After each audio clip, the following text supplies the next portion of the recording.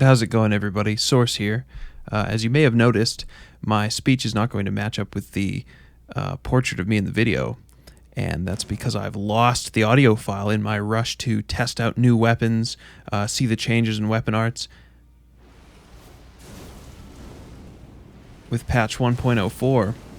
And as you can see, I was quite thrilled to see that my favorite weapon, the Morgott Cursed's Blade, has had quite a buff to the speed of its Ash of War. I have some old PvP footage to compare it against here.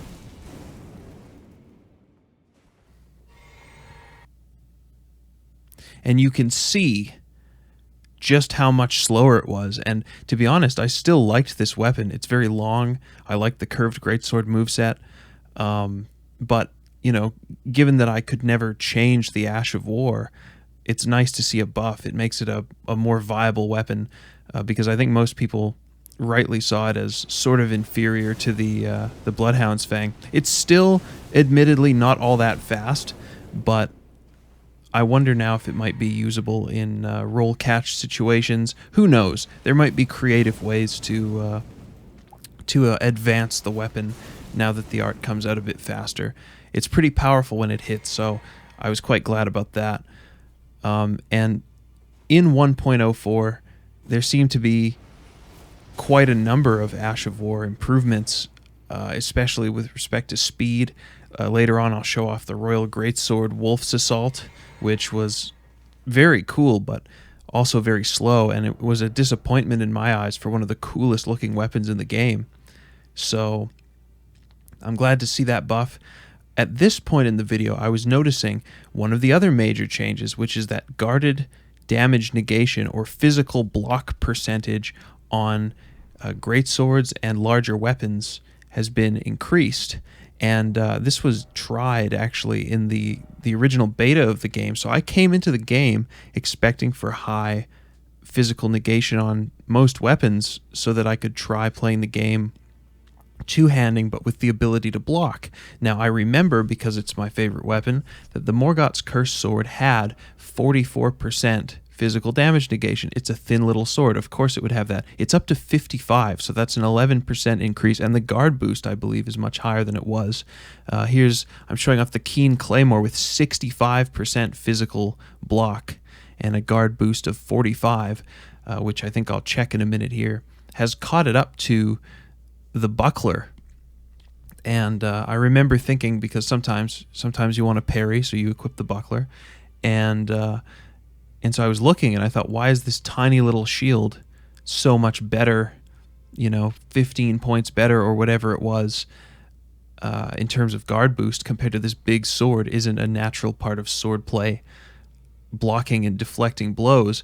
Well, I don't think that blocking with great swords or colossal weapons is going to necessarily be that great of a strategy, at least with respect to giving you the opportunity to guard counter. But there might be some bosses where the trade is worth it. For example, Morgott has those dagger swipes, those quick dagger swipes that do relatively little damage, and I think those would be a safe choice to block. And so now, if you don't want to use a shield, there may be situations where you can guard counter without worrying quite so much about having the boss or whoever you're fighting blow through all your stamina. Here's the next comparison, is Flaming Strike.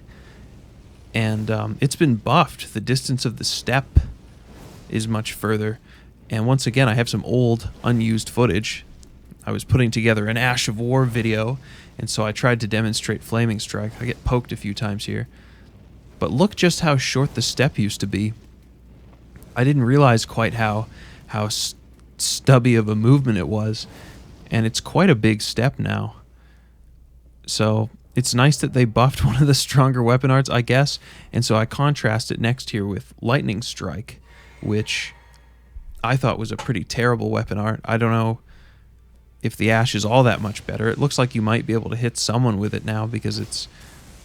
I honestly can't remember, because I used it once and saw how bad it was and just put it away, but I think it was slower than it is now. So I gave that a few tests and just to see what the improvement was like. But then quickly I'm on to Lion's Claw, which, you know, is like a classic Artorias moveset. If you're doing your Guts cosplay, this is a classic jumping strike. And it was just sad that so many Ashes of War were undertuned and weak. And it looks like we've got a lot more to play with now. So in PvP, you might be seeing quite a lot more variety because, well, you might still see Giant Hunt because apparently the ending lag on that was reduced.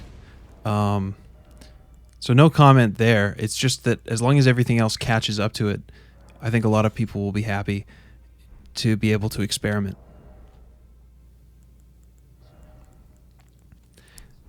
So now I get on to the Royal Greatsword, and this is obviously a Colossal sword, and what I wanted to know was, by how much have Colossal weapons increased in speed? And this thing looks usable all of a sudden. They were so slow before that the single redeeming quality was that they had this poke, and so you could get mix-ups off of the poke because it was, you know, it's so fast and so powerful, and you would use it to open a fight, and if you wanted to use the rest of the moveset, you could use the poke to create situations where you could do something else to catch the other player off guard. But look how fast it is compared to how it used to be. I would be quite happy, especially if, for example, you have already spent the game playing with a greatsword, and by which I mean the Colossal sword, the greatsword. And I forget for a moment to try Wolf's Assault and move on to the Zwei here because I remembered using it, and so I thought maybe I would have a better chance at just gauging the speed increase, and it is faster. It's very nice. I guess this just gives you a sense of what it might be like to use these weapons now. I wonder if you could... I think one of the main points in the patch notes is that the speed increase doesn't apply to jumping attacks. So grounded, you'll be able to mix more things in, but I think if you jump with a heavy attack and miss, you can still expect to be backstabbed for that. And so I'm shocked right now because I'm checking the greatsword, and I think it's just dawned on me that it's up to 84% physical guard and more guard boost than the Erd Tree Great Shield at default. And I believe that's only because I've upgraded it to plus 12. Since this patch, it seems that as you increase the level of your weapons, your guard boost also increases. So this is just sort of sinking in on me here. I wanted to... when I played the game, I heard about the Great Shield Talisman, and I wanted to try to play this kind of guard swordsman build and have a lot of endurance and a lot of mind to use Ashes of War and a lot of vigor. But of course, I didn't realize that there was going to be such a hard cap on vigor at 60. I think you get 6 points of HP or something for each level after that. So anyway, my dreams of being this extremely tanky, simple, probably pure strength build with everything else into vigor and endurance was shattered. But we've come back a ways. If I wanted to do it, it seems like I could almost do it now. And my conclusion from this brief test is that the patch notes were telling the truth, and it's that somehow the Great Shield Talisman has less of an effect on the stability of larger, or not larger weapons, but weapons which already have a high amount of damage negation.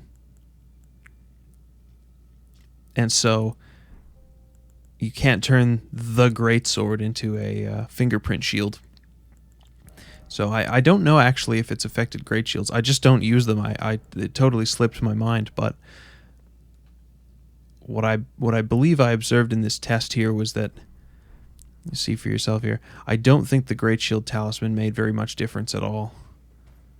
Maybe a little bit. It'll take somebody doing a more formal test to know for sure.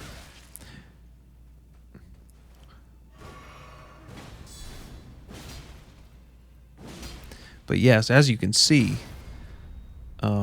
quite a drastic change in the viability of many heavy weapons and many Ashes of War, and not just the viability of weapons, because I think Colossal swords were already in a decent place, but an increase in the overall viability of the moveset, because you know, you can do things other than poke. So I think my next idea here is to test the Claymore, which has 65% physical damage reduction at the level that I've upgraded it to here. And I have to say the blocking is pretty good, but because of the lower guard boost, you lose so much stamina every time you block. Again, I think this is something you do in an emergency or against a move that you know deals little damage against a boss, and where you're just trying to get the guard counter. But again, you know, I think the unpopularity of shields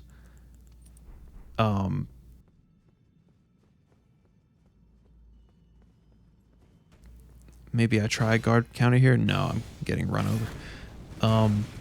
I think the unpopularity of shields, and I'm not, maybe it's just me, but I think less people have used shields in this game proportionally than most older Souls games. I know there's a huge influx of new players. I know there are people, you know, even here at the Godskin Apostle, this is where I first started running into people who were using great shields frequently, because I would come here to get summoned by the boss. And I'm having a laugh here because I've killed so many Black Flame monks. I know them at least as well as the Apostle boss. I think what I go to test here is to just confirm that when you upgrade your weapon, the guard boost goes up. And so here's proof of that. I think I tested here for speed.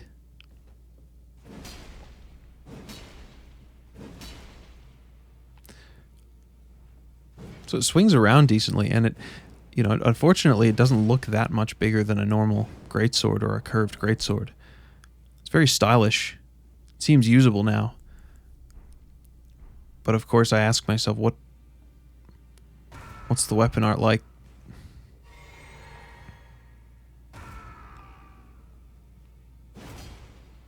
I haven't even read the description. I don't even read the description of it.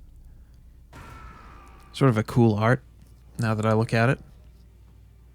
I wonder what the effect's supposed to be. I'll look that up on the wiki later, and now that these Colossal swords have such better movesets, I might have to revert to a strength build. I don't know.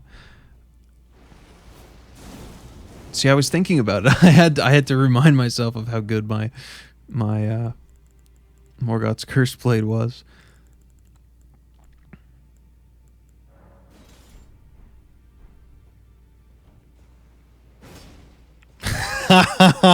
Look at my reaction. I think this is one of the coolest weapons in the game, the Royal Greatsword. And I've been so eager to use it, but it just seemed so bad, and I wanted to respec. I thought it was, you know, before I knew about Morgott's sword. Anyway, guys, just wanted to make a quick video here. I'm sorry about the situation with the footage. I was in such a rush just to test things myself. Recording was kind of an afterthought, but I just thought I would get some footage of how much faster some of these Ashes of War are, how the Colossal sword movesets have sped up, and just to give you a sense of what they're like in case you might play a different build, and the first thing you're going to do when you sit down after the patch is maybe test out some of the spell buffs. So I thought I would make a video oriented for people who mostly focus on melee. So that'll be all. Thanks for watching, guys.